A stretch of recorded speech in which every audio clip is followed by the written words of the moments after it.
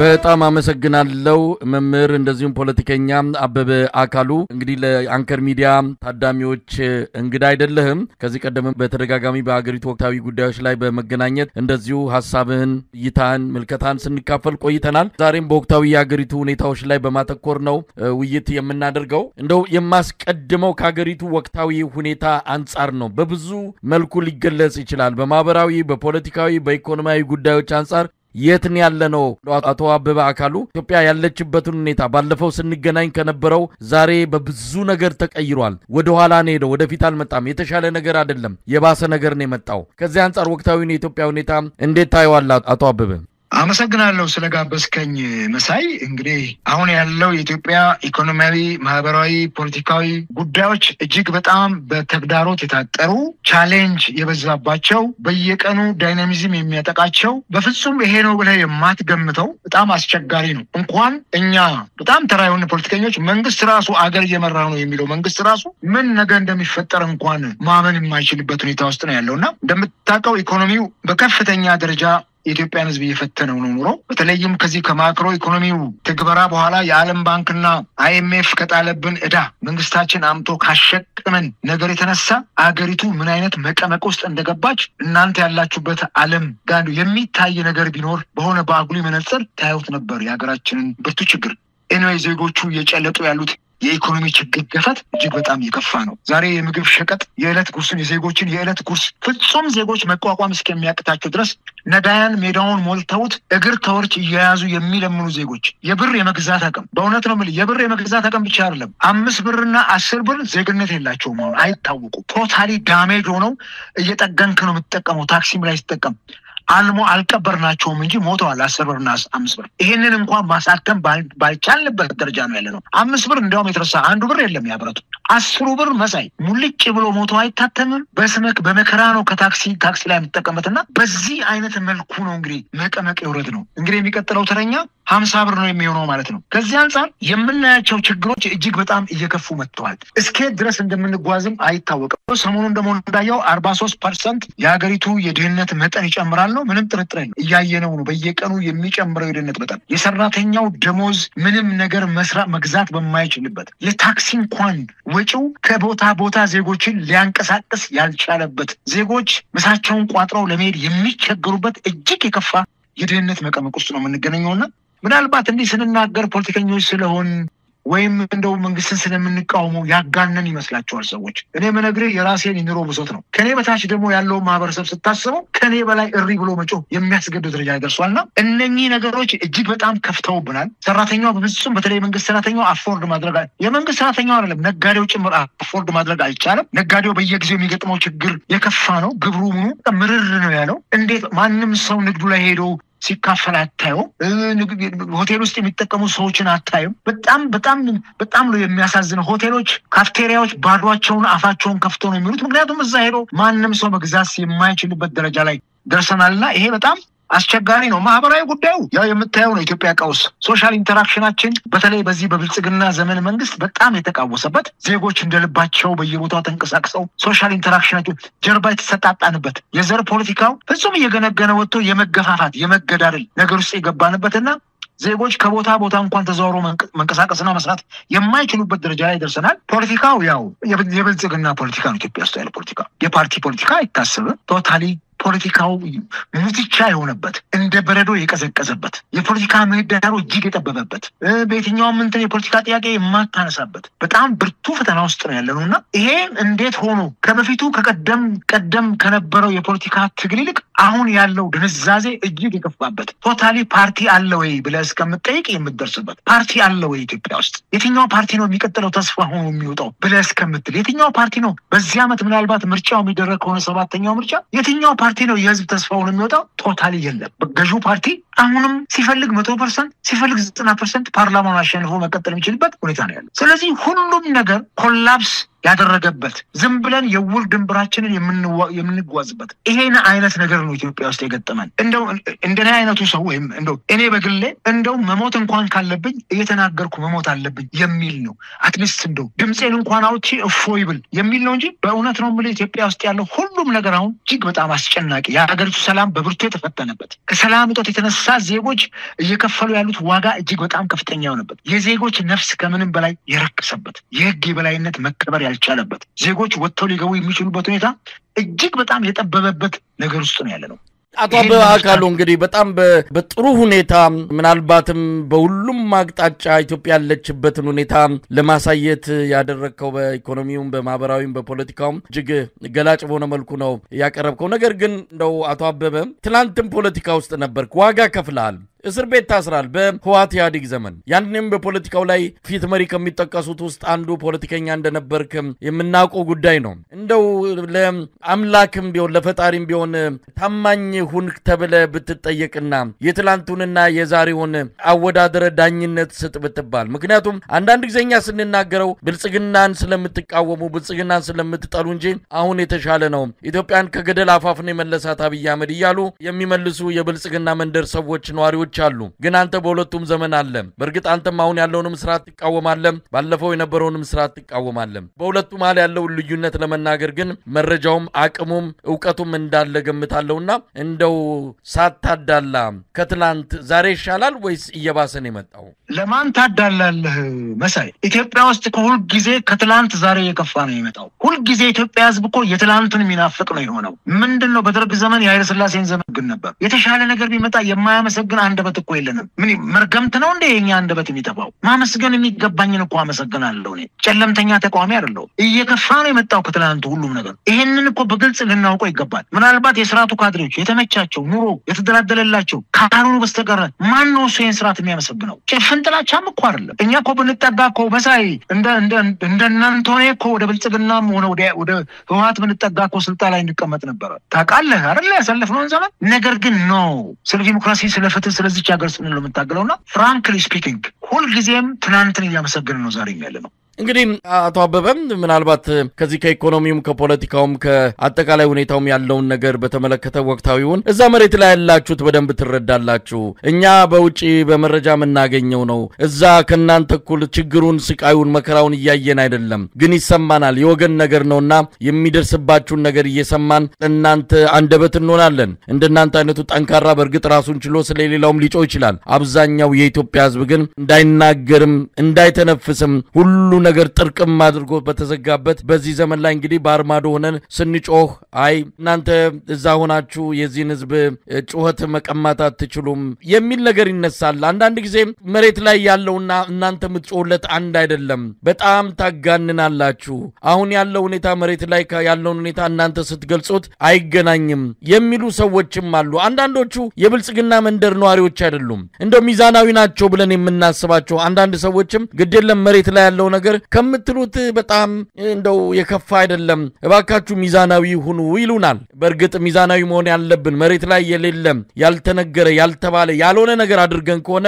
ትክክልም አይደለም ግን እንደውም ካለው ኡነታ ቆንጥረን በጣም አሳንሰን ገልጸናል ብለን ነው የምናምነው እስቲ አቶ አበበ አካሉ መሬት ነው ያለው አንተ ምንድነው እንደው የትኛው ነው ትክክል እኛ ጋነን ነው ወይስ እዛ ያሉት ይሄንን የሚሉት ሰዎች እየደበቁ ነው ያሉት መሳይ እንግዲህ የብልጽግና ደሴት ነዋሪዎች ባይሆኑም አንዳንዶች ደግሞ ለወድ የሚያድሩም ሰዎች አሉ ህሊና አላችሁ እናንተም አገራችሁን ተወዳላችሁ ትናንትና ለመጣው ለውጥ ዋጋ ከፍላችኋል ካንተ ጀምሮ ሌሎች በሙያው ላይ ተሰማራችሁ የጋዜጠኞች ምንም ጥርጥር የለውም እኔ 100% ወገቤን ይዤ መሰክራለሁ እናንተም ለከፈላችሁት መስዋዕትነትና ዛሬ የተገኘው ለውጥ ለተባለው ነገር የከፈላችሁትን ዋጋ እናውቃለን ማንንም ሰው አይክደውም ይሄንን ከዚህ አንፃር እቺ ሀገር መልካምና ጤናማ ሆና ብትቀጥል እናንተም ደስተኞች ናችሁ እናንተ እዛው እንጂ በጣም በርካታ ቤተሰብ እዚህ እንዳላችሁ ይታወቃል እዚህ ናችሁ ኢትዮጵያውያን ናችሁ ምንም አይካድም ከዚህ በዘለለ ግን የምንኖረው የኑሮውን ገፈት የምንጨልጠው እኛ ነን ከህዝቡ ጋር የምንኖረው እኛ ነን ምናልባት በቤት የሚሄዱ ሰዎች ምናልባት የተሻለ ኑሮ ላይ የተሻለ ስልጣን ደረጃ ላይ ያሉ ወቅቱ ደግሞ ተመቻችቶላቸው እንደልባቸው በንግዱም ዓለም ላይ እንደፈለጉ የሚያሽከረክሩ ሰዎች እንደገናም ደግሞ ፍርፋሪ የሚወረወርላቸው ደግሜ ይላሉ ፍርፋሪም የሚወረወርላቸው ሰዎች ምናልባት ሊያንቋልጡ ሊያሽላ ሊጣሉ ይችላል እናንተ ልክ አይደላችሁ ምናምን ይሄ ባህሪ ያለ ነው ምንም ጥርጥር የለውም በጣም ብዙ ጊዜም ባንዳዎች ነበሩ በባለፉት ዘመናትም ዛሬም ለምን ይኖራሉ ማለት አይቻልም ምክንያቱም ህይወት ጅንጉርጉር ናት ይሄንን ጅንጉርጉር ከለር ማየት አለብን በሰው ባህሪ ውስጥ ከዛ ውጭ ግን ታች ያለው ማህበረሰብ እየገፋ ያለው ኑሮ እየተጎነጨ ያለውን ችግር እየሞተ ያለው ሞት ሜዳ ላይ አስከሬን እንኳን ማንሳት እስከማይቻልበት ድረስ መገዳደል የበዛባት አገር ዜጎች ታፍነው በሚሊዮን ብር የሚጠየቁበት ሲከፍለው እንኳን እንዲድኑ የማይደረጉበት ሰውን መግደል እጅግ በጣም ቀላል የሆነበት ምድር ላይ ነው ይሄንን ስርዓት ብናማረር በፍጹም በዚህ ደረጃ ልንኮነን አይገባንም ምናልባት ይሄንን እዚህ ኢትዮጵያ ውስጥ ሆኖ እንደ ልብ መኮነን አይቻልም እኔ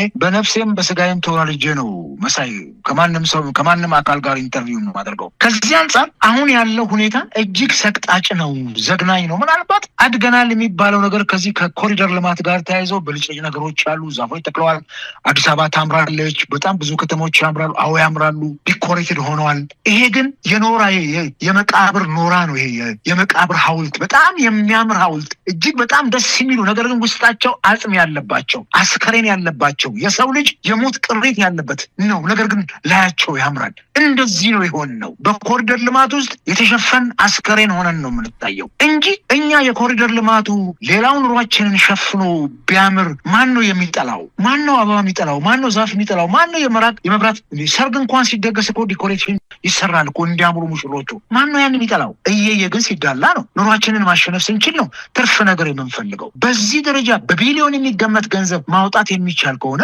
የማህበረሰቡን ኑሮ ለማሻሻል ለምንድን ነው እሱ ያን ያክል ያልተጋ ነው የትኛው ነበር የሚቀድመው የህዝቡን ኑሮ ማሻሻል ችግሩን መቅረፍ ኑሮን መደጎም ከራም ማለቀቅ ከርዛት ማለቅ ወይስ አካባቢን ማስዋብ ሆድ እየራበ ተዝናናለህ ወይ ሆድህ የመጀለገ በራ ጠኔ ያንገዳግደ እንዴት ነው እሱ አንተ የምትዝናናው ለመዝናናት እኮ መጥገብ አለ እንዴውም ለመዝናናት እኮ የተሻለ መመገብ አለበት የተሻለ መጣጣት አለበት ይሄን ባጣንበት ሁኔታ በዚህ ደረጃ ማንቆለጳጳስ መንግስትን ጥሩ አይደለም ማንቆለጳጳሱ የበለጠ ይሄን መንግስት አምባገነን ዲክታተርሺፕ እንዲሆን እያደረገው መጥቷልና በዚህ መልኩ አይደለም ክፍተቱን ማሳየት ተገቢ ነው የሚሆነው የጎላ ነገር ካለም እንደው በጣም የተዳነቀ ነው ልክ አይደለም እዚህ ቦታ ይሄ ነው ብሎ ማሳየት ነው ይሄን ደግሞ መንግስትም ለምንድን ነው መንግስት ሹማምንት ከናንተ ጋር ኢንተርቪው የሚያደርጉት ወይ ለምን አድርገው እኮ መከራከር ነው ማሳመን ነው ይሄንን አድርገው ተከደላችሁ ብሎ መግባት ነው መጠየቅ ነው ይሄንን ለማድረግ ፍቃደኛ ያሉን የፖለቲካ ሰዎች ሌላው አካል ችግሩን ሲገልጽ ልካደላችሁም እንደዚህ ናችሁ አይ ቲንክ ሶ የተገበ ሰው የተራበ ሰው አይታየውምና በዚህ መልኩ ነው የምናየው እንጂ የኢትዮጵያ ዛሬ 90% ህዝብ በምን ያክል የኑሮ ጉስቁልና ውስጥ እንዳለ በግልጽ የሚታይ ነው ይሄን ደግሞ ዓለም አቀፍ የኢኮኖሚ ተቋማትም እኮ እየገለጹ ነው በብዙ መልኩ ኢትዮጵያ ምን ትመስላለች የሚለው ከኛ ይልቅ እኮ እነሱ ናቸው የሚያሳዩንና ይሄንን እነሱም ሲያሳዩን ማየት አለብና የኮሪደር ልማቱን እና አሜሪካን መንግስት ሲቃወሙ ምንድነው ብሎ ቆም ማለት አለባቸው ትናንትና ወይዘሮ አዳነች አይቀጥልም በዚህ አመት ብለዋል ምን ማፍረስ የሚገባቸው ነገር እኮ አፍርሰዋል ጨርሰዋል ያ የፈረሰበት ማህበረሰብ ግን የት እንዳለ እንኳን የት እንደወደቀ እንኳን አላየቱም አሁን ምርጫ መጥቷል ምርጫ ስለመጣ ደግሞ ለዚህ ምርጫ ጉድ ለማለት ያው የኢትዮጵያ ህዝብ ሾርት ሜሞሪ ነው ያለውም ተብሎ ስለተባለ ትላንትን ይረሳውና ይሄ ምርጫ ሲመጣ ደግሞ እንግዲህ የሚሆነው ነገር እናለ ምርጫው ካለና እኔ በዚህ ደረጃ የሚወቅሱ ሰዎች ህዝቡን ወርደው ቢያውጥሩ ነው ከህዝቡ ጋር ቢኖሩ እኔ ከህዝቡ ጋር ተጋፍቼ በአውቶቡስ መሄድ ከህዝቡ ጋር በእግር መሄድ ከህዝቡ ጋር ገበያ ወጥቼ ሱቅ ወጥቼ መሸመት ያለውን ችግር የማይሰው ስለሆነ በየቀኑ የማየው ነገር እኔን በጣም ነው የሚያመኝ ለዚህ እኮ ነው እንዴ ተንተክትኬም የምናገረው ከማህበረሰቡ ጋር ስላለው ነው ይሄንን ችግር ነው ዛሬ አለቆቻችንም ሌላውም አካላት መረዳት ያልቻሉትና ይሄን የሚብረቀረቅ ነገር እያዩ አሸሸ ገዳሜ ነው የሚሉት ሌላው ማህበረሰብ ግን የት እንደወደቀ ዛሬ አዲስ አበባ ውስጥ ያሉት ነዳያን እኔ ቢጤዎች አያስኬዱም መንገድ ላይ እንደ ድሮ እንኳን አንስተን እንዳሰጥ ብር የለም እጅ ላይ አንድ ብር የለም አልሱ ጠፍቷል ቶታሊ ምን ይገዛል 10 እና 5 ብር ከህትመት ውጪ ሞላል ጠፍቷል እሱ ምንም የሚገዛውም ነገር የለም 10 ብር ለአንድ ሰው ብሰጥ ለስንት ሰው ሰጥተት ይችላል ማን ኖሮት እኛም እኮ ተመጽዋች ነው የምንኖረው ስለዚህ ይሄን ስታየው እኔ ዝም ብሎ መንግስትን ማሞካሸት ጥሩ አይደለም አቶ አበበ አካሉ አሁን በዚህ በተለይ አዲሱ አመት 2018 ዓመተ ምህረት ከገባ ጀምሮ ከዋዜማውም አንስቶ አብይ አህመድ ትልልቅ ነገሮችን እያነሳ ነው እየሰራ ነው የሚለው ነገር መሬት ስላልታየ ልንመሰክርም አንችልም። ይሄ ስስታምነት ወይም ስለ አገዛዙን ስለምንቃወም አይደለም። የአባይ ግድብም ቢሆን አሁን እንደምንሰማው ከሆነ መብራት የበለጠ እየተቆራረጠ የበለጠ እየጠፋ ዛሬ በሰማነው መረጃ መሰረት አፋር ክልል እንደው ሙሉ በሙሉ የጠፋበት ሁኔታ እንዳለ ነው የሚገለጸው። ስለዚህ ዝም ብሎ ስሙን የተረፈን የአባይ ግድብ የሚልም ነገር ይነሳል። ግን በአባይ ግድብ የተሰራው ፕሮፓጋንዳ መቼም እናንተ ዛም አገር ቤት ሆናችሁም እንዴት እንደቻላችሁትም አናቅም። በውጭ ሆነንም የፕሮፓጋንዳው ጭነት ከአእምሮ በላይ ነው የሆነብን። ከዛም በኋላ መጣ የዚህ ነጭ ጋዝ የተባለው የማዳበሪያ ፋብሪካ። እነዚህ አጀንዳዎች በአብይ አህመድ በየቀኑ በቴሌቪዥን በሚቆጣጠራቸው በሰፊው የሚነሱ ናቸው። በአንጻሩ ደግሞ እውነተኛው መሬት ላይ ያለውን ነገር ብንመለከት ደሞዝ ጭማሪውን እንኳን መክፈል አልተቻለም። የመስከረም ወር ደሞዝ ላይ ጭማሪው ይታያል ተብሎ ነበረ። እስካሁን ባረጋገጥነው መረጃ የተጨመረው ወይም ደግሞ የተባለው ደሞዝ ጭማሪው አልታየም። ህዝቡ ያው ችግር ውስጥ ነው ያለው። ብዙ የግብር ጭማሪዎች የታዩበት፣ ኑሮ የተወደደበት፣ ሰው ዳው በከፍተኛ መጠን ምሬት ውስጥ የገባበት እንደሆነ ነው እያየን ያለ ነው። ስለዚህ መንግስት ወዲህ ህዝቡ ወዲያ ሆኖ ነው በኢትዮጵያ ላይ የሚታየው። ይህን እንደው አሁን እኔ የምገልጸውን ነገር በትክክል እናንተ ታያላችሁ። መንግስት ከፍተኛ እድገት አምጥቻለሁ፣ ብልጽግና ልቆጣጠረው ከጫፍ ደርሻለሁ ይላል። የኢትዮጵያ ህዝብ ኑሮና ዓለም አቀፍ ሪፖርቶች ግን የሚናገሩት ሌላ ነው። የቱን እንቀበል ብሎ የሚደናገር ያለ አይመስለኝም ከብልጽግና መንደር ነዋሪዎች በቀር። እንደው አቶ አበበ እዚህ ላይ ምን ትላለህ? እኔ ኢትዮጵያ ከሌላው ዓለም ተለይታ የምትኖር ደሴት አይደለችም። የምናሳየው እድገትም ሆነ የሚታይብን ውድቀት በመላው ዓለም የሚታይና የሚመዘን ነው። ዛሬ በዘመናችን ቴክኖሎጂ በጣም በተረቀቀበት ዘመን ላይ ምንም የምትደብቀው ነገር የለም መሳይ። ከዚህ አንፃር በጣም ትንሹ ነገር ሊያስደስተን አይገባም። የተያዘው እኮ 135 ሚሊዮን ህዝብ ነው። ለአንድ ሎክድ የሆነች አገር 135 ሚሊዮን ህዝብ ይዘን በጣም አስጨናቂ የሆነ ነገር ነው እንጂ ጠግበናል በልጽገናል የምትልበት ለአንድ ሎክድ ሆነን ወደብ ሳይኖረን ይሄን ያክል ሚሊዮን ህዝብ ይዘን የቱ ጋር ነው የሚገለጸው የኛ እድገት ጭምር? ከዚህ አንፃር የህዳሴው ግድብ የሁሉም ርብርብ ነው። ላለፉት 14 ዓመታት ከዛም በፊት ከኃይለ ሥላሴ ዘመን ጀምሮ ዲዛይን ከማድረግ ጀምሮ እስከ ዶክተር አብይ አህመድ ድረስ እያንዳንዳቸው የነበሩት መሪዎች የራሳቸውን አሻራ አኑሮበታል። በየደረጃውም ያለው ህዝብ የራሱን አስተዋጽኦ አድርጓል። የኢትዮጵያ ህዝብ ተረባርቦ አስረቶታል ይህን ህዳሴ ግድብ። ይህን ህዳሴ ግድብ የሁሉም ኢትዮጵያውያን የሁሉም እስካሁን ድረስ የነበሩ መሪዎች ውጤት ነው ብለን ነው የምንቀበለው የምናምነው። ነገር ግን የኢትዮጵያ የህዳሴ ግድብ የአባይ ህዳሴ ግድብ የኢትዮጵያን ችግር ጭምር ጠራርጎ የሚወስድ አድርገን ነው ብዙዎቹ የብልጽግና መንደር ነዋሪዎች የሚገልጹት። ልክ ችግራችን ከህዳሴው ግድብ በኋላ እንደው ጦሳችንን ብሎ ጥሎን እንደሚነግዱ አይደለም። አንድ ነገር ነው እሱ። ትልቅ ግብ ነው እናምናለን። ትልቅ ሰክሰስ ነው እናምናለን። ነገር ግን አባይ ስለተገደበ ሁሉ ነገር በአፍንጫችን ቅቤ የሚያስጠጣን አይደለም። ቅድም ያነሳው ጉዳይ አለ። መብራት ይጠፋል ይሄዳል ነው የምትለው። የመብራት ክፍያ በዚህ 2 ቀን ውስጥ በከፍተኛ ደረጃ ጨምሯል። ከተማውን እያንጫጫው እኔም ጭምር ቤቴን እያንጫጫው ነው። የህዳሴን ግድብ የሚያክል ግድብ ገድበን በዚህ ደረጃ በእጥፍ መብራት መክፈል ምን ማለት ነው? ትላንትና ያለበት እንዲያውም እኮ እስከ ህዳር ድረስ የህዳሴውን በዓል እናከብራለን እኮ እየተባለ ነው መንግስት የሚያወጀው። በዓሉን አክብረን ሳንጨርስ ትላንትና የነበረው ዜማ ከጆሮአችን ሳይርቅ በዚህ ደረጃ በመብራት ችግር ህዝቡም ሲሰቃይ ስናየው በጣም ነው የሚያሳዝነውና በጣም ነው በእውነት ትልቅ እንትን ነው። ይሄ ማዳበሪያ ፋብሪካ የነጭ ጋዝ እንግዲህ እኔዋ ሆዳችን ጠብ የሚል ነገር ከሌለ ምን ትርጉም አለው? ላም አለኝ በሰማይ እንዳይሆንብን ይሄ ነገር በተስፋ መኖር ይበላ የሙሴ ዘመን እንኳን መና ጧት እስራኤላውያን በዛ በምድረ በዳ ሲነሱ መናው ወርዶ ከሰማይ መሬት ላይ ያገኙታል። የዕለት ጉርሳቸውን ሰብስበው ነው ማሳደር አይችሉም ስለሚጠላ። በማግስቱ ደግሞ ሌላ አዲስ መና። እንዲህ ነው የምንጠብቀው። እንደዚህ አይነት የማይጨበት ተስፋ ነው። የሙሴ ተስፋ እንኳን ጧት ሲነሱ እስራኤላውያን ያገኙት ነበር። ይሄ በጣም ከባድ ነው። ማዳበሪያ እንዳነሳው አሁን እንግዲህ ያስነሳለው ውዝግብ አለ። ማዳበሪያ ፋብሪካው ጥሩ ነው። አሁን አልነበረም እሱ መስራት የሚገባው። ከኮሪደር ልማቱን በፊት ማዳበሪያ ፋብሪካ ለኢትዮጵያ ገበሬ ሊኖር ይገባ ነበር።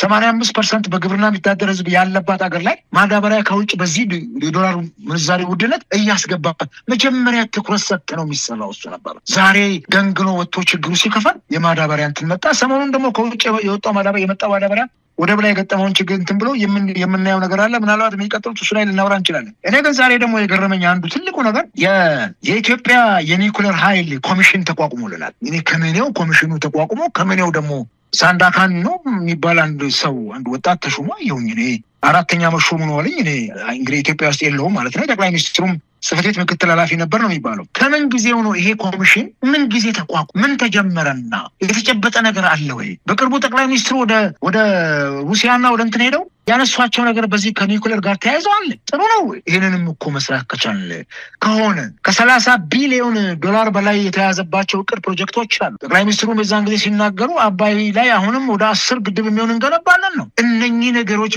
በዚህ በ2018 የፕሬዝዳንቱም መክፈቻ ንግግር ሲያደርጉ የፓርላማና የፌዴሬሽን ምክር ቤት ላይ በጣም ትልቅ ተስፋ ሰጪ ነገር ተናግረዋል በጣም ትልቅ ማን ይጠላል እነኚህ ቢሆኑ ለምንድን ነው ምን ይጠላል እናንተ ስለምን ተቃውማላችሁ እኛ ስለምን እንቃወማለን ነገሮች እኮ የሚጨበጡ ቢሆኑ ጥሩ ነው በተስፋ ብቻ በማይጨበጥ ነገር ውስጥ ህልም እያለምን የቁም ቅዠት እየቃዠን መሄድ የለብንም እነኚህ ነገሮች ተስፋ ብቻ ህልም ብቻ ለአንድ ሰሞን ፕሮፓጋንዳ ሁሉ ነገር ፕሮፓጋንዳ ይሆንበት ሪሊ ምንድነው አባይ ግድብን እኮ ብልጽግና አይደለም የገደበው የብልጽግና መንግስትም አይደለም የመጨረሻው ግባት ላይ አሻራውን አንሯል በቃ የጀመረውም ይመሰገናል የጨረሰውም ይመሰገናል መሃል ላይም ሲያከናውኑ የነበረው አካል ይመሰገናል የራስ ብቻ አድርጎ የድል ሽሚያ ነው ያለነው ያየነው ይሄ አያስኬድም ለምንም አይጠቅመንም ቆም ብሎ አስቦ አገርን በሚያለማ ህዝብን በሚያሳምን ሊጠናቀቅ በሚችል ፕሮጀክት በዚህ መልኩ ነው መሄድ ያለብን የሚል ነው የኛ ሙግትና እኔ በኩል ያለኝ ስሜትም ይሄ ነው ከዚህ አንፃር እነኚህ ነገሮች የሚባሉ ነገር ሆኖ ብናያቸው ቁጥሩ ነው ሆኖ ብናያቸው ኮሶተን ድሮን ቆቆጣተን ገጠር ውስጥ ሲያሽረን ዶሮ ነው የምንጠብቀው ዶሮ ማታ ሽሮም የለን እንኳን ዶሮ የለም ሽሮ ተብለን ሁሉ ነው የሚቀርብ ህፃናት ስለሆነ እንደዚህ አይነት ነገር መሆን የለበትምና ለህዝብ የሚገባው ቃል ኪዳና ሊሰራ የሚገባው ነገር መተግበር አለበት ማን ይጠላል ይሁሉ ነገር ቢሰራ ግን የምንሰራውን ነገር በተግባር አድምተን ማሳየት ብንችል ጥሩ ነው የህዳሴው ግድብ ለተራ ፖለቲካ ፕሮፓጋንዳ ባይውል ጥሩ በአግባቡ ማኔጅ ተደርጎ የኢትዮጵያን የኃይል እጥረት የሚቀርፍ አልፎ ተርፎም ለውጭ ገበያ ቀርቦ የኢትዮጵያን የውጭ ምንዛሪ የሚያዳብር መሆን ነው እንጂ ያለበት ዝም ብለን እሱ ጧት ማታ እንደ ውዳሴ ማርያም እያነሳን የምናላዝን ከሆነ ሌላው ነገር አይታየንም ማለት ነው እንደው አቶ አበበ እንግዲህ የኒውክሌር ኮሚሽን የሚባል ነገር አብይ አህመድ አሁን በስልጣን ላይ ከወጣ ጀምሮ እንደው በየለቱ ኮሚሽን ማቋቋም ነው የምን ኮሚሽን ያልተቋቋመ ኮሚሽን የለም ያልፈረሰ ኮሚሽን የለም ገና ውሃውም ሳይሞቅ ደግሞ የኒውክሌር ኮሚሽን አለ ያው ግርግር መፍጠር እንዲህ አይነት ትልልቅ አጀንዳዎችን አንስቶ ምንም ባልተሰራበት ምንም ነገር በሌለበት አጀንዳውን እያነሳ ማስጮህና ሰውን ማደናገር አንድ መንግስታዊ ባህሪ አድርጎታል ይሄ የብልጽግና መንግስት የመፈክርና የመግለጫ መንግስት ነው ከዛ ያለፈ ትርጉም ያለው ነገር የኢትዮጵያ ህዝብ ያየው ነገር የለም ይሄንን ስላቅና ስለእውነት ነው መናገር የሚገባንና የተባለውም ልጅ መሞከሪያ ነው የሆነው ኮሚሽን በተቋቋመ ቁጥር የሆነ ነገር በተቋቋመ ቁጥር አብይ አህመድ እየወሰደ ያስቀምጠዋል ከእንደገና ያነሳዋል ልጁንም አንከራተተው ወዲ ወዳ ያለው አንድ ቦታ ረክቶ እንኳን እንዳይቀመጥ ነው ያደረገው ወደ ጠቅላይ ሚኒስትር ቢሮ ካመጣውን በኋላ እንደዚሁ ሲንጦሎጦል ወይ ጠባቂ ወይ ጋርድ ወይ ፕሮቶኮል ወይ ሻንጣያዥ የትኛውን ሊባል እንደሚችል በማይታወቅ መልኩ ልጁን እንደዚሁ መቅኖ ሲያሳጣው ከረመ አሁን ደግሞ የኒውክሌር ኮሚሽን አደረገው እንደው ራስ ሳይጠና ጉተና አሉ ምንም ገና መብላት ያልቻለች እንደው የምትበለብሰው የላት የምትከናነበው አማራት አይነት ነው አብይ አህመድ የዘፈቀን ያደረሰን ቦታ እውነት ለመናገር መቼም በቀላሉ ምንገላገለው አይደለም በጥልቅ የአደጋ ሸለቆ ውስጥ ነው አንደርድሮ እየከተተን ያለው ለማንኛውም ብዙ አጀንዳዎች አሉ እንደ ወደ ኢዜማ ጉዳይ እንምጣ ኢዜማ መግለጫ አውጥቷል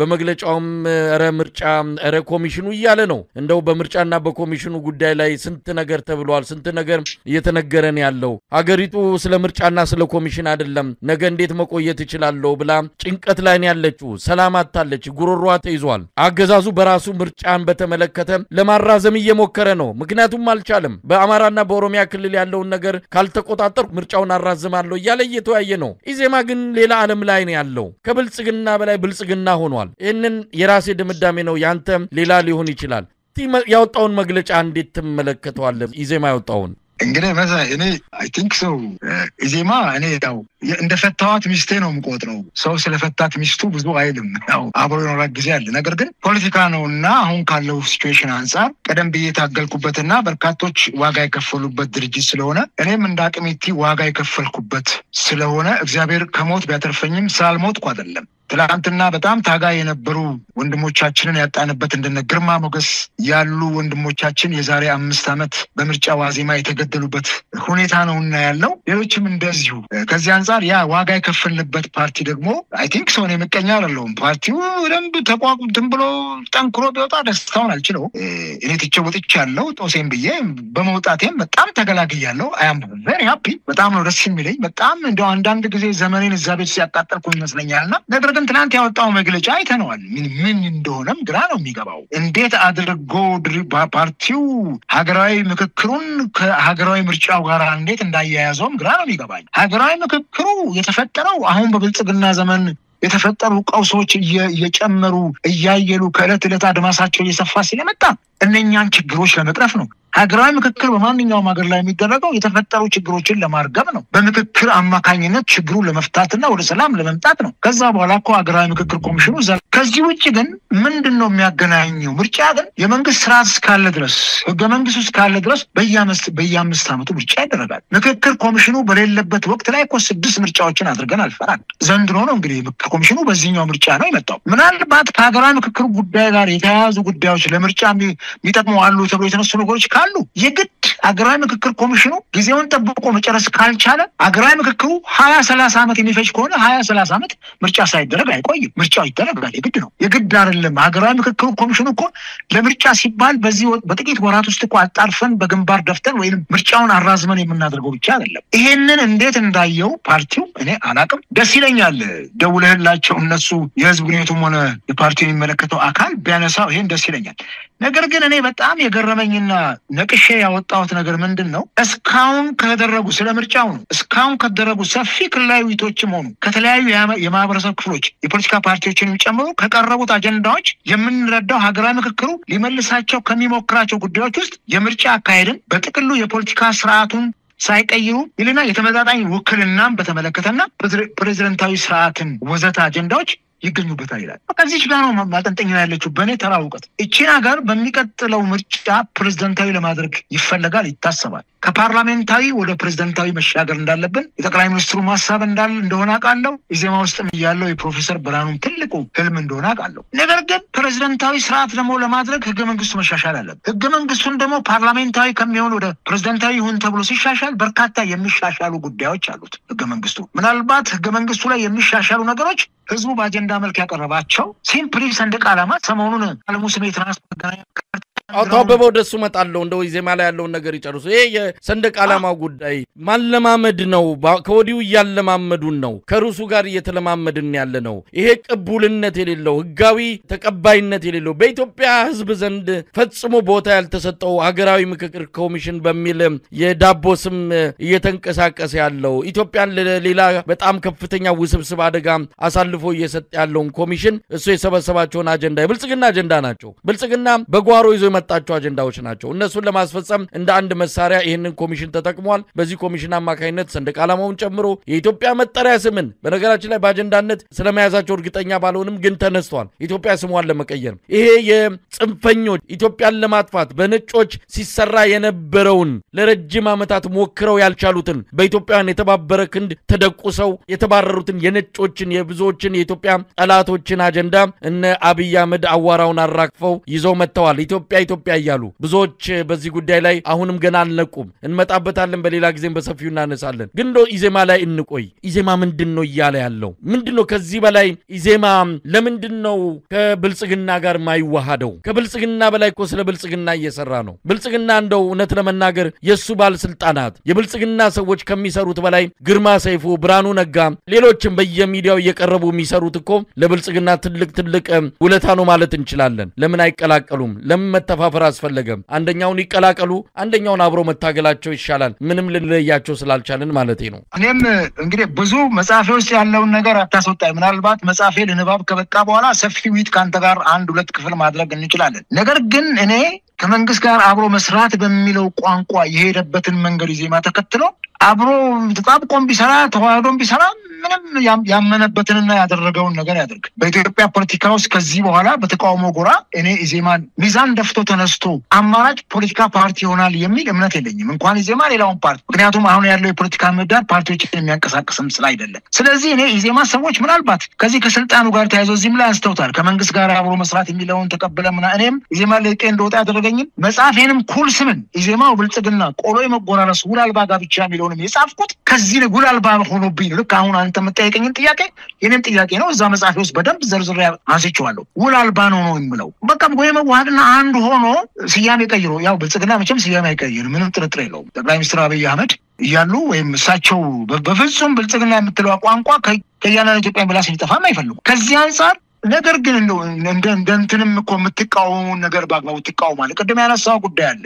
በጣም ክሪቲካል የሆኑ ጉዳዮች እኮ አሉብን። አሁን ምርጫ እኮ አይደለም የኛ አስጨናቂው ጉዳይ የሀገሪቱ ሰላም ጉዳይ። እዚህ ላይ አንድ ቀን እንኳን ለምንድን ነው ሲረባ መግለጫ የማይሰጠው? ኖ ብሎ መንግስትንም እኮ ልክ አይደለም ይሄን መንገድን አስተካክል ብሎም እኮ ማለት ተገቢ ነው የሚሆነው። እያሽሞነሞንን እያለፍን ይሄ እንኳን ሰሞኑን እንደው እንደ አማህ ጥራው እንዳይበላግፈው አይነት ነገር ናት እኮ ጣል የተደረገችውና በዚህ መልኩ እስከምን ድረስ ነው የሚዘልቀው?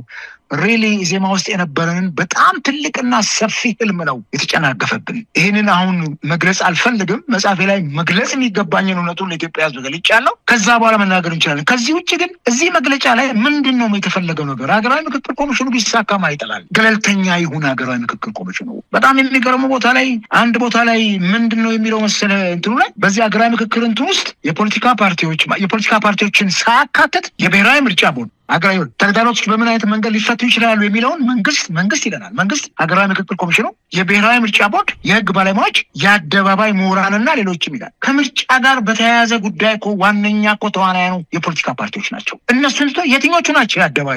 የአደባባይ ምሁራን ከስርዓቱ ጋር የተለጠፉ አለ ወይ? የአደባባይ ምሁር ኢትዮጵያ ውስጥ ሪሊ እውነት ለመናገር ምሁራን አሉ። በጣም ትልልቅ ፕሮፌሰሮች፣ ዶክተሮች አሉ። የሚገርም እውቀት ያላቸው የት አሉ? ፖለቲካው ላይ አሉ ወይ? እነሱ እነኝን እንዴት ባለድርሻ አድርገን ብሔራዊ ምርጫ ቦርድ ካለ እኮ ብሔራዊ ምርጫ ቦርድ የሚኖረው እኮ ምርጫ የሚደረገው ፓርቲዎች ስላሉ ፓርቲዎች፣ ተቃዋሚ ፓርቲዎች፣ ተቀናቃኝ ፓርቲዎች ኖረው አማራጭ ሀሳብ ለህዝብ ይዘው የሚቀርቡ ፓርቲዎች ሲኖሩ ወይ ለንጉድ እነሱን ያላካተተ እዚህ መግለጫ ውስጥ የሚገርም እኮ ነው። ብሔር እንዲያውም ጭራሽ አምጥተው ኮሚሽኑን ያካትቱ ብሔራዊ ምርጫ የዚህ ሀገራዊ ምክክር ኮሚሽን ቅድም እንዳልኩ ነው። ሀገራዊ ምክክር ኮሚሽን እስከ መጨረሻ የተቋቋመ አይደለም። የሀገሪቱን ወቅታዊ ችግር ለመፍታት ነው። ምናልባት እድሜው ሊረዝም ይችላል ችግሩ እስኪፈታ ድረስ። ከዚህ በዘለለ ግን በየ5 ዓመቱ በሚደረግ ምርጫ ውስጥ አምቶ ይህን ባለድርሻ አካል አድርጎ ማስቀመጡ እንግዲህ ከኔ የተሻለ እውቀት ያላቸው ሰዎች እዛ ውስጥ እንዳሉ አውቃለሁ። በጣም የተሻለ እንዲያውም ምናልባት የመጨረሻው እኔ ሳልሆን አልቀርም እዛ ውስጥ። እነኚህ ሰዎች ግን በምን አይነት መልኩ ይህን እንደገለጹት እኔ አላቅምና በእውነት ነው የምለው በዚህ አይነት መልኩ እኔ ኢዜማን አልጠብቀው። ጠንከር ያለ አንዳንድ የኢዜማ አባላት እና አመራር የሆኑ ሰዎች ደውለውልኛል። በእውነት ክልልም ያሉ እዚህም ያሉ ቀርባቸው ሰዎችና በጣም ነው በጣም ነው ያዘነው ነው ያሉት። ምን አይነት መግለጫ ነው የወጣው? በዚህ ደረጃ አንጠብቅም። ክሪቲካሊ አሁን ምርጫው ይራዘም አይራዘም ስለ ምርጫው መሳይ የምርጫው ውሃውም አልሞቀም፣ ውሃውም ለብ አላለም። አሁን ይሄ ሊያስጨንቀው የሚገባው ስለ ምርጫ ገዢው ፓርቲ ነው። ኃላፊነት አለበት። በ5 ዓመት አንዴ ማካሄድ ኃላፊነት ስልጣኔንም ማጣለው ብሎ መስጋት የሚገባው ገዢው ፓርቲ ነው፣ ኢዜማ አይደለም። እኛ የሚያሰጋን የምርጫ ጉዳይ አይደለም። የሀገሪቱ የህልውና ጉዳይ ነው። የሀገሪቱ ቀጣይነት ጉዳይ፣ የዜጎች ሰብአዊና ዲሞክራሲያዊ መብታቸው የመከበር ጉዳይ ነው። የዜጎች ህይወት ጉዳይ ነው። ይሄን ጉዳይ ነው አንስቶ በይበልጥ ማጎን የሚገባው እንጂ መንግስትን ይሄን ጉብጠትን አረቅ መባልና መጠየቅ የሚገባው እንጂ ዛሬ የምርጫ ጉዳይ እኮ እኛ ሀገር ላይ የቅንጦት ሊሆን ነው በዚህ አይነት መልኩ የምናየው ከሆነና ለምን በዚህ አይነት መግለጫ ድርጅቱ መምጣት እንዳሰበም እኔ ግራ ነው የሚገባኝና እንግዲህ ምናልባት ፈቃደኛ ከሆኑልህ ደውለህም ጠይቀህ ምንድን ነው ብትላቸው ጥሩ ነው። በእውነት ለመናገር አቶ አበበ ይሄ ሚዲያ ላይ ምናልባት ድምጽ ለሌላቸው ድምጽ ሆኖ የሚቀርብ ሚዲያ ነው። እነሱ ኢትዮጵያ ቴሌቪዥን አለላቸው ሐሳባቸውን የሚገልጹበት መድረክ አያጡም። ደግሞ አሁንም ያሉትም በዚህም በዛም ራሳቸውን ነፃ ለማድረግ ራሳቸውን የፖለቲካ ስብዕና እንዳላቸው ለማሳየት የሚያደርጉት መፍጨርጨር በራሱ በጣም የሚያሳፍር ነው። እንደዚህ ብልጽግና ጉያ ስር ተወሽቀው ነፃነን ብለው ለመናገር ምን አይነት ሞራል እንዳላቸውም ግራም ያጋባ ነው። አንዳንድ ጊዜ የሰው ልጅ ባህሪም መጠናት ያለበት ይመስለኛል። በዚህ ደረጃ የሰው ልጅ የኢትዮጵያን ሕዝብ የግንዛቤ አቅም ለመፈታተን የሚያደርጉት እንዲህ አይነት እንደው መፍጨርጨር በጣም የሚያሳፍር ብቻ ሳይሆን ንቀትም ጭምር ነው። የኢትዮጵያ ሕዝብ አውቋል ማን ምን እንደሆነ ለይቶ ተረድቷል። ለምን አንደኛቸውን ቀደም ሲል እንዳልኩም ወደ ኢዜማ ተጠቃለው ገብተው በአንድ ሳምባ እየተነፈሱ በአንድ ፓርቲ መጠሪያ እንደማይወዳደሩ ወይም ደግሞ ፕሮግራማቸውን እንደማያስኬዱት ግራም ያጋባ ነው። አሁንም ነፃና ገለልተኛ ተቃዋሚ ለመምሰል የሚያደርጉት ድራማና ቲያትር እጅግ የሚያሳፍር እንደሆነ ነው። ለነሱም እንደው የሚባክን የአንድ ደቂቃ የአንከር የአየር ሰዓት አይኖርም ስለሚታወቁ ህዝብም ስለሚያውቃቸው። ነገር ግን ኢዜማ ብቻ አይደለም አብን የሚሉት ደግሞ አለ። አብይ አህመድ በደነገጠ ቁጥር ከአብይ አህመድ እንደው አጀንዳ እየወሰደ መግለጫ ሙሉም ቃል እየተጻፈለት እየተሰጠው የሚያወጣ ሌላው የአብይ አህመድ እንደዚሁ ምንጣፍ ጎታች ፓርቲ አለ አብን የሚባል። እሱም ተመሳሳይ ነው። የአማራ ህዝብ ላይ በአማራ ህዝብ ስም የሚንቀሳቀስ የአማራ ህዝብ ላይ መከራ የሚጠራ ፓርቲ ማለት ነው አብን ማለት። የ3 እና የ4 ግለሰቦች ፓርቲ ነው። ሌላም ደጋፊ ወይም ደግሞ አባልም የላቸውም። ለማንኛውም ኢዜማን በተመለከተ እንደው ምንድነው ታዲያ ውስጥ ያሉት አንዳንድ አቅም ያላቸው እሳቱ ውስጣቸው ያለ ነገ ከነጎዲያ ሰልፋቸውን ያስተካክላሉ ተብሎ የሚጠበቁ አሁን እንዲሁ አድብተው ያሉ ሰዎች አሉ የሚባል ነገር እንሰማለን። ምንድነው የሚጠብቁት? አሁን ላይ ወጥተው ባንድሚውን በሌላ ሌላው ይቅር እኛ ከዚህ ከኢዜማ ከሚባል ጣፍ ጎታች ፓርቲ ጋር አብረን አይደለንም ማለት በራሱ ትልቅ ውሳኔ ነው። ነገር ግን አብረው እስከቆዩ ድረስ ጊዜ ይረፍዳል። ነገ ከነጎዲያ እኛ ንጹህ ነን እኛ አልነበርንበትም ቢሉ የሚሰማቸውም አይኖርም። ስለዚህ ኢዜማ ውስጥ ያሉ አንዳንድ ነፍስ ያላቸው ሰዎች በትክክልም ስለ ኢትዮጵያ የሚያነቡና የሚያለቅሱ የኢዜማ አባላትና አመራሮች ምን እየጠበቁ ነው ታዲያ ተወበበ? እኔ አሁን ያሉትን አመራሮች እነንቶኔ ብዬ ለመጥቀስም ይከብደኛል። እንግዲህ እኛ በየደረጃው ለቀን የወጣ ነው ሰዎች እኔ ከና አንዱ ዓለም ጊዜ ጀምሮ መጨረሻ ነው እስከመውጣት ድረስ ያለው ነገር አይተን ነው ካሁን ይሻሻላል ብዬ በጣም በርካታ ጊዜ የቆየሁትም እኔ ነበርኩኝ። በጣም ብዙ ሰዎች በጣም ብዙ ጥያቄ እስከሚኖርባቸው ድረስ እኔ እንግዲህ ራስን ከታሪክ ተጠያቂነት ከህዝብ ወቀሳና ከርግማን ለመዳን ጭምር እኔ ምንም ለውጥ የማያመጣበት ቦታ ላይ ሰው መቆየት አለበት ብዬ አይደለም። እኔ በኔ እምነት የማይድን ሰው ቶሎ መሞት አለበት ጣር ሳይበዛበት። እናቴ እጄ ላይ ስትሞት ምን ያክል እንደጣረች ያውቃለሁ። እስከምትሞት ድረስ ቸኩዬ ነበር፣ ምክንያቱም ጣሯን ስላየዋት። ከጣረ ሞት ትንቅንቅ በጣም ከባድ ነገር ነው። ከጣረ ሞት ጋራ መተናነቅ አያስፈልግም። ከዛ ውጭ ግን ዝም ብለን እንዳለን ቁጭ ብለን ፓርቲ አለ የሚለውን ወይም ድርጅት አለን ብለን ብቻ እንደው እንትን ለማለት ከሆነ ምንም ትርጉም የለውም። እሱ ምንም የማያደርግ ነገር የማይተኩስ ክላሽ ምን ያደርጋል? ምንም ትርጉም የለውም። የማይጽፍ ብዕር ምን ያደርጋል? የማይናገር አንደበት ምን ያደርጋል? ተደራጅተህ ሄደ እንዴ የራስን እንኳን እኮ አባላት ደህንነት መጠበቅ አልቻለም። እየሰማሁ ነው። አሁን ዘይሴ ላይ እኮ የኢዜማ አባላት ናቸው የሚገደሉት፣ የሚታሰሩት፣ የሚፈናቀሉት፣ ከሀገር የሚሰደዱት። ስንት ዓመት ሙሉ ተጮኸ ከምርጫ ዘመን ጀምሮ። ይኸው ዛሬም በዚህ በቅርብ ሰሞኖቹ እንኳን ግድያና ሞት አለ እነሱ ጋር። ይሄንን ስታስብ ከዚህ እንኳን የአህያ ባል ከጅብ አያስጥልም እየሆነ ሲመጣ ድርጊቱ ቆም ብለው ጠንካራ ነው የሚሉ ሰዎች ድርጊቱ መቀየር ከቻሉ መቀየር ነው። ካልቻሉ ደግሞ ልክ እንደኛ አይ በቃ በዚህ መልኩ እስከ መቼ ነው ተጃምለን የምንሄደው? እኔ እኮ እዛም እያለው እኮ የነበሩ አንዳንድ አሁን ያለ አመራር ላይ ያሉ ሰዎች እኮ ቆርጠው እንደው እንትን ማለት አልቻሉም እንጂ እኮ ይናገራሉ ያለውን ችግር ምንድነው? ምን እንወሻሻለን? አታስወጣኝ መጽሐፌ ላይ ያለ መሳይ እጅ ይገባል መጽሐፌን ታነበዋለህ። በጣም በርካታ ነገሮች እኮ አሉ እዛ። ተጃምለን ነው የሄድንበት። ያንን መጃመል ዛሬ የሚቀጥሉ ሰዎች ካል ነገ በታሪክ ይወቀሳሉ። አንተም ተጠያቂ ነህ። ምን ትሰራ ነበር? ወደኋላ ያፈገፈገ ክርስቲያን ክርስቶስ ሲመጣ እኮ የተነበርክ ተብሎ ሲጠየቅ ምንም ምክንያት የለውም። ቀድሞ ቃሉ ተናግሮታል። ስለዚህ ልክ እንደዚህ ነው የሚሆነውና እኔ በእውነት ነው የምልህ እኔ ከአንተ ጋር የማደርገው ውይይት የኢዜማ የመጨረሻ ነው ዛሬ። በጣም ነው ከዛ በኋላ ኢትዮጵያ ምናልባት መጽሐፍ ሲታተም የዛን ጊዜ ሲወጣ ሲነበብ የዛን ጊዜ በብዙ መግለጽ ይችላሉ ለሚነሱ ጥያቄዎችና እንግዲህ እግዚአብሔር እዛ ያሉ ሰዎችን መቀየር የሚችሉ ከሆነ ይህን እንቅስቃሴና ማጠንከር ይቀጥሉበት። የማይሆን ከሆነ ደግሞ ለምንድን ነው በኢትዮጵያ ሕዝብ ህይወት የሚገሉት? የኢትዮጵያ ሕዝብ ተስፋ አያደርግም በኢዜማ። ይቅርታ አድርግልኝና የትኛውም ሰው ተስፋ አያደርግም። ስለዚህ ማንም ተስፋ አያደርግም። ምክንያቱም እኛ መሬት ላይ ያለና በደንብ ነው ማህበረሰቡ የምናገኘው። በቃ ቶታሊ እንኳን በኢዜማ በሌላው አብረን ተጥራው እኔ መጥራትም አልፈልግም። እሱ ፓርቲዎች ቶታሊ ኢትዮጵያ ውስጥ ያለው ፓርቲ አለ ወይ የሚለው ነገር እኔ ከአዲስ አበባ ክልል ከዚህ ሰርክል ውጪ ሊወጣ የሚያስችል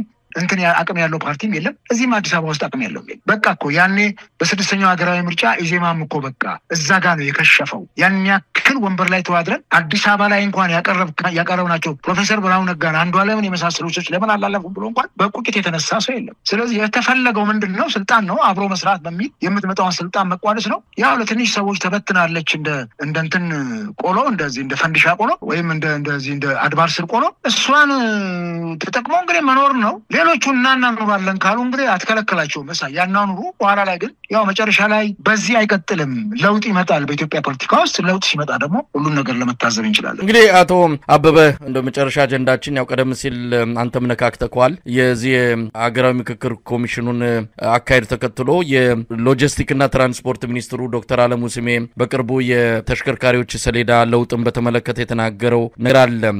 ለምን ሰንደቁ ወይም የኢትዮጵያ ባንዲራ በሰሌዳው ላይ አይታይም ሲባል አይ በሀገራዊ ኮሚሽኑ ውስጥ ከተካተቱት አጀንዳዎች አንዱ የባንዲራ የሰንደቅ ዓላማ ለውጥ ነው አሉ። በጣም ነው የደነገጥነው። እንደው ሰንደቁን በተመለከተ አይደለም አንድ ቡድን ለዛውም በኢትዮጵያ ጥላቻ የታወረ ቡድን ላይ በአጋጣሚና ድንገት ስልጣን እንደው በዚህም በዛም ብሎ ያገኘ አንድ ቡድን የራሱን አጀንዳዎች የምክክር ኮሚሽን በሚባል ዱንካን ሰባሪ ተቋም አማካይነት የኢትዮጵያን የዘመናት ኦሮሞም የሞተለት ትግሬውም አማራውም ሁሉም የሞተለትን ሰንደቅ ዓላማ እኔ መጥቼ ቀይራለሁ በሚል በተዘዋዋሪ የመጣበት ሁኔታ እጅግ የሚያሳዝን ነው። ይህንን ዝም ብለን እያየን ነው። ውሃ ሲወስድ አሳስቆ ነው። በዚህ በኮሚሽኑ አጀንዳ ተብሎ ኢትዮጵያ ህዝብ ያቀረበው አጀንዳ ነው ተብሎ ብልጽግና የፈለጋቸውን እያንዳንዱን ጉዳዮች እያስፈጸመበት ነው። አሁን ይሄም የሰንደቁ ጉዳይ ሊፈጸም ወይም ደግሞ ብልጽግና በፈለገው መልኩ ሊቀየር እንደሚችል ከምልክትም በላይ አይተናል። ምን ማለት ይቻላል? ባለፉት አመታት አብይ አህመድ ስልጣን ላይ ከመጣ ጀምሮ የኢትዮጵያ ሰንደቅ ዓላማ አዲስ አበባ ላይ እንዳይታይ በመንግስታዊ መዋቅር ይህን ነገር በደንብ የኢትዮጵያ ህዝብ አስምሮ ሊረዳውና በደንብ ሊያጤነው ይገባል። አብይ አህመድ ሰንደቅ ዓላማውን ማየት አይፈልግም። እኔ ባንደበቱ ሰምቻለሁ፣ አብሬ ካንደበቱ ሌላ ምስክር አልፈልግም። የባንዲራ ስር ቁማርተኞች ናቸው ያላቸው ኢትዮጵያውያንን ይህ ሰውዬ በተዘዋዋሪ በዚህ በምክክር ኮሚሽኑ አማካይነት የሚፈልገውን አጀንዳ እያስፈጸመ ነው። አሁንም ሰንደቁን ሊቀይር ነው። የኢትዮጵያ ህዝብ ዝም ብሎ እያየ ነው ያለው። አቶ አበበ ምን ማለት ይቻላል? ይሄ ትውልድ ኃላፊነት አለበት። ለዚህ ባንዲራ ለዚህ ሰንደቅ ዓላማ ኦሮሞ ሁሉም ሞቷል፣ ደም አጥንት ተከስክሷል። በተለያየ መልኩ ሊገለጽ ይችላል፣ ግን የሁላችንም ምልክት ነው። መቀየርም ካለበት ኢትዮጵያውያን በእውነተኛ በትክክለኛ ሁላችንም ባመንበት አንድ መድረክ ላይ ይሄ ነገር ሊፈጸም ይችል ይሆናል። አብይ አህመድ ባቋቋመው መድረክ ግን የኢትዮጵያ ሰንደቅ ዓላማ ከተቀየረ ትልቅ ታሪካዊ ስህተት ብቻ ሳይሆን የዚህ ዘመን ትውልድ ምንጊዜም በታሪክ የሚጠየቅበት ትልቅ ጥፋት ነው ማለት እንችላለን። እስቲ አቶ አበበ በዚህ ላይ ምን ትላለህ? እኔ በጣም የሚገርመው በዚህ 30 ዓመት ውስጥ በዚህ ደግሞ 7 ዓመት ውስጥ ፖለቲካችን ካነበረብን በጣም ኔጌቲቭ ከሆኑ አመለካከቶች አንዱ ከሰንደቅ ዓላማ ጋር የተያዘው ነው። ምናልባት እነ መለስ ዜናዊ የዛን ጊዜ ሰንደቅ ዓላማ ጨርቅ ነው፣ ባንዲራ ጨርቅ ነው ብለው አጣጥለውት ሊሆን ቢችልም ሰንደቅ ዓላማውን ግን የትም ቦታ እናየዋለን፣ የትኛውም ክልል ላይ እናየዋለን። እውነት ለመናገር ዛሬ እኮ የኢትዮጵያ ሰንደቅ ዓላማ የክልሎችን አርማ ያክል እንኳን ክብር የለው። ክልሎች ላይ ያለው ሰንደቅ ዓላማ አይደለም፣ አርማ ነው። አንድ ሀገር አንድ ሰንደቅ ዓላማ ነው የሚኖራት፣ አንድ መለያ ነው የሚኖራት። ይሄ መለያ ወደድንም ጠላን መደቡ አረንጓዴ ቢጫ ቀይ ነው። ይሄን ሰንደቅ ዓላማ ዘመን ተሻግሮ ነው የመጣው። በርካታ ነገስታት በዚህ ይሄን ሰንደቅ ዓላማ ይዘው አድዋን ድል እኮ ነው ሚሊክ ያደረጉት በዚህ ሰንደቅ ዓላማ ነው። የአንድ ሀገር መለያ ይሄ በጣም የኛ ናሽናል እንትን መገለጫችን ነው። አፈወርቅ ተክሌ አርቲስት አፈወርቅ ተክሌ የኢትዮጵያ ሰንደቅ ዓላማ ጨረቃ ላይ እንዲውለበለብ ከሱ ፊርማ ጋር ተያይዞ ያደረገው እንትን ከባንዲራው ጋር ነው። ትልቅ ክብር ነው ይሄ። በጣም በርካታ ሀገሮች ለብዙ አመታት ለብዙ ዘመናት ተሻግሮ የመጣ የራሳቸው ሰንደቅ ዓላማ አላቸው። የሚቀየርበት ምክንያት ደግሞ ምንድን ነው የሚለው መጠና ለምንድን ነው የሚቀየረው? እንዲቀየር የሚያስገደው ነገር ምንድን ነው? በጣም በርካታ የአፍሪካ ሀገሮች አረንጓዴ ቢጫ ቀይ አላቸው። ከቅኝ አገዛዝ ጋር በተያያዘ ኢትዮጵያ ነፃ ሀገር መሆኗ የሚታወቀው በአረንጓዴ ቢጫ ቀይዋ ነው። ከዚህም ሳምፕል አድርገው እንደሱ የተገለጸ ነው ያለው። ምንድን ነው መቀየር ያስፈለገን? ለአፍሪካውያን ትልቅ ገጸ በረከት የሆነ ሰንደቅ ዓላማን ከለር ለመቀየር አሁን ያስነሳን ምክንያት ምንድን ነው? ምን ጎደለው? ምን የጎደለው ነገር አለ? ሰንደቅ ዓላማችን በእያንዳንዱ ትውልድ አእምሮስ የተቀረጸ ሰንደቅ ዓላማ በውጭው ዓለም ላይ ኢትዮጵያን የሚያውቁ ሰዎች የሚያውቁት ሰንደቅ ዓላማ ምን የተፈጠረ እንከን ኖረና ነው ሊቀየር የሚያስችለው? እንዴት ሆኖ አጀንዳ ሆኖ ይቀርባል? በዚህ በሀገራዊ ምክክር አጀንዳ ሆኖ መቅረብ የማይገባቸው ነገሮች መኖር የለባቸውም ወይ? ኢትዮጵያ ኩሽ እንድትባል ጥያቄ የሚያነሱ ወገኖች እንዳሉ የፖለቲካ ፓርቲዎች የጋራ ምክር ቤት ላይ ብዙ ጊዜ እንሰማለን። አንዳንድ ጊዜ እንደ እብድ ቆጥረናቸው እናልፋለን። ነገር ግን እሱም ስር እየሰደደ ሲመጣ እናያለን። አሁን ምንድን ነው ኢትዮጵያ የሚለው ወደ ኩሽ ቢቀየር ጥሩ የሚልም ዝም ብሎ አንዳንድ ውርውር የምትል ነገር ነበረች። ሪሊ አንዳንዴ በዚህ አይነት መልኩ ለአጀንዳ የማይቀርብ ነገር መኖር አልነበረበት። እውነት እነጋገር ከተባለ የሽግግር መንግስት አጀንዳ ሆኖ እንዳይቀርብ ፕራይም ሚኒስትሩ አንደበታቸውን አውጥተው ተናግረዋል። አጀንዳ ሆኖ መቅረብ የለበትም ብለው በእውነት በጣም ነው የሚያሳዝነው። ከሽግግር መንግስት ውጭ ያለው አጀንዳ ሆኖ የሽግግር መንግስት አጀንዳ ብሎ የሚያስይዙ አካላት ካሉ ለምን አጀንዳ ሆኖ ተያይዞ ተወያይቶበት አይጥለውም ሰው በሪፈረንደም? ሌላው ሲከለከል ሌላው ደግሞ አይነክ የሆኑ ነገሮች ደግሞ አጀንዳ ሆኖ ሲቀርቡ ያሳዝናል። እኔ በኋላ በጣም ከባድ ነው የሚሆነው። ይሄ በአንድ እንትን ስር ያሳሰርነውን ህዝብ እንበትነውና አገሪቱን አደጋ ላይ እንጥላታለን። ይሄ ባንዲራ አንድ ላይ ህዝብን ያሳሰረ ነው። ዛሬ የትኛውም ኦሮሞ ብትሄድ ሰንበቴ ጥዋ የሚጠጣ እንኳን ሰንበቴ ጥዋውን ይዘው ሲሄዱ 4 እና 5 ሆኖ ባንዲራዋን ይዘው ነው የሚሉት። አማራም ክልል ኦሮሚያም ክልል ወረበር ደቡብ ብትሄድ እቺ ከጥዋ ጋር እንኳን የማትለይ አረንጓዴ ቢጫ ቀይ ባንዲራ ምንድን ነው በዚህ ደረጃ በጥላቻ ተሞልተን እስከ መቀየር የሚያደርስና ዶክተር አለሙ ደግሞ በገደምዳሜ እንደሚቀየር ነገር በጣም የሚያሳዝነው ነው። ባይናገሩት ጥሩ ነው። ባይናገሩት ያው መልእክት አስተላልፍ ተብሎ ስለተነገራቸውም ከወዲሁ ተዘጋጁ ይቀየራል እንባል ነውና በጣም ነው የሚያሳዝነው። ሪሊ ባንዲራን የሚያክል ነገር ለመቀየር የታሰበ ከሆነ ለምንድን ነው እሱ የመኪናው ታርጋ ከባንዲራው መቀየር በኋላ ማይሆን ምን ችግር አለ? ለምን ተቸኮለ? አሁን በእውነት በጣም ነው የሚያሳዝነውና በዚህ ደረጃ ኢትዮጵያዊነትን አውርዶ ባለፉት ዓመታት አረንጓዴ ቢጫ ቀዩን ያዩ አይናችን ለደም የሚለብሱ ካድሬዎች አሉ፣ ዛሬም አሉ። እውነት ለመናገር ዛሬም አሉ። እንዴት እንደሚጠላ የአንድ ወገን ሰንደቅ ዓላማ አድርገው የሚቆጥሩት የአንድ አካል የአንድ ብሔር አድርገው የሚቆጥሩት በጣም ነው የሚያሳዝነው። ትግራይ እንመልከት መሳይ፣ ከኔ በላይ አንተ ትግራይን ታውቀዋለህ። ትግራይ አረንጓዴ ቢጫ ቀይ ባንዲራ የማይዝ የትግራይ ህዝብ አልነበረም። ኢትዮጵያዊነት ላይ ድርድር አያውቅም። ዛሬ ግን አረንጓዴ ቢጫ ቀይን ትግራይ ውስጥ አታየው። እንዲህ ነው እየሆን ያለው። ትናንትና የሰንደቅ ዓላማ ቀን ይከበራል ተብሎ ነበር። ሪሊ ባለፉት ዓመታት ሲከበር ደመቅ ብሎ በየትምህርት ቤቱ ተማሪዎች የለም። አሁን አማራ ክልል ላይ የአማራ ቴሌቪዥን የተወሰነ ቦታ ያስተላልፈው፣ ሌላ ላይ አላየንም። ኦሮሚያ ላይ ያላየው። ከዚህ በዘለለ ሰንደቅ ዓላማው መከላከያ ሚኒስቴር፣ ፌደራል ፖሊስ፣ ትልልቅ የመንግስት ተቋማት፣ ፌዴሬሽን ምክር ቤት እንደዚህ አይነት ቦታ ላይ ተሰቅሏል። የበለጠ ደግሞ ደመቅ ያለው ኃይሌ ግራንድ ሆቴል አዲስ አበባ ላይ የነበረው ሴሬሞኒ በየዓመቱ እሱን ነገር አየዋለሁ። በጣም ነው ደስ የሚለው። ኃይሌም ራሱ ባለበት ቦታ ላይ በጣም በርካታ ሰንደቅ ዓላማ ሰራተኛው ጠቅላላ ወጥቶ እየዘመረ ያወጣዋል። ምንድነው ክብር ብንሰጠው? ለምንድነው ራሳችንን የምናዋርደው? የሌላውን ዓለም ሰንደቅ ዓላማ ስፖርተኞቻችንን አትሌቶቻችንን አሸንፈው እኮ ሰንደቅ ዓላማውን ሲለብሱ ስናይ እኮ ደስታችን ወደር የለውም። ያለቅሳሉ እኮ እነ ኃይሌ፣ እነ ቀነኒሳ፣ እነ ደራርቱ፣ እነ ጥሩነሽ ሲያለቅሱ እኮ ነበር ባንዲራውን ለብሰው። ኢትዮጵያዊነት ስለሚገልጽ እኮ ነው። እንዴት ነው እሱ ይሄንን ዘመን ተሻግሮ የመጣን ሰንደቅ ዓላማ ቀይረ ከሰው አእምሮ ውስጥ እንዴት ታወጣዋለህ? ከዛ ከኢትዮጵያ ሕዝብ ውስጥ እኮ ከአእምሮ ውስጥ ኢትዮጵያዊነትን መንጭቀህ እንደማውጣት ማለት ነው። እና ምንድነው አንዳንድ ጊዜ ለአጀንዳ የማይቀርቡ ጉዳዮች መታሰብ ነበረባቸውና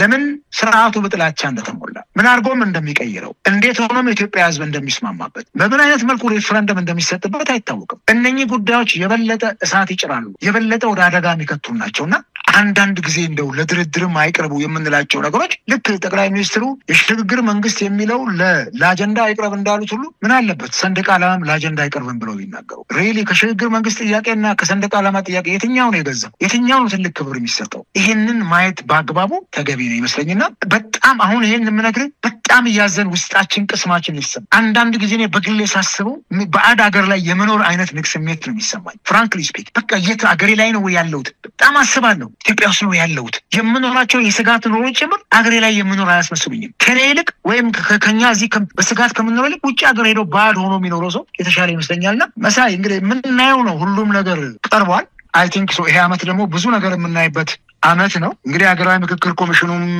ምርጫውም ተካሂዶ ሀገራዊ ምክክር ኮሚሽኑም ሚሽኑን ጨርሶ እንትን የሚል ከሆነ በቀጣይ የምናየው ነገር ነው የሚሆነው። እግዚአብሔር እንግዲህ የአንድ ቀን ጀንበርም እድሜ ነውና እሱ ሰጥቶን ብናየው ጥሩ ይመስለኛል። ግን በጣም ነው የሚያሳዝነው ሰንደቅ ዓላማንን ጭምር ለድርድር ማቅረብ። ቅድም እንዳልከው ማን ያውቃል ነገ በኢትዮጵያም ስም ላይ እኮ ሪፈረንደም ሊሰጥበት ይችላል። ይሄ ደግሞ በለጠ አገር ያሳጣናልና እኔ በዚህ መልኩ መንግስታችን ቆም ብሎ ቢያስበው ጥሩ ይመስለኛል። በጣም ነው ማመሰግነው አቶ አበበ አካሉ። እንግዲህ ብዙ ነገሮችን ወደፊት ደግሞ እናነሳለን። ዛሬ እንደው ከብዙዎቹ በትንሹ አንገብጋቢ ናቸው የተባሉትን ወቅታዊ ጉዳዮችን ያነሳ ነው። እንግዲህ በቀጣይ በብዙ ነገሮች አጀንዳዎችን እያነሳን ለህዝቡ እናቀርባለን ማለት ነው። ያንተ የፖለቲካ ተሳትፎ ከትላንት እስከ ዛሬ በጣም ጥልቅ ነው። ለኢትዮጵያ ዋጋ ይከፈል ከእስር ምናልባትም ከሞት አፋፍ ሁሉ እስከ መመለስ የደረስክበት ብዙ ዋጋ የከፈልከው የኢትዮጵያ ፖለቲካ አሁን የደረሰበት ሁኔታ ለአንተና ለሌሎች የሚኖረውን ስሜት በግልጽ የሚታወቅ ነው። ለማንኛውም ወደፊት በሰፊው እንደምንገናኝ ተስፋ አድርጋለሁ። ለዛሬ በጣም አመሰግናለሁ አቶ አበበ አካሉ መምህርና ፖለቲከኛ። እግዚአብሔር ይስጥልኝ። አመሰግናለሁ። መሳይ ይስጥልኝ።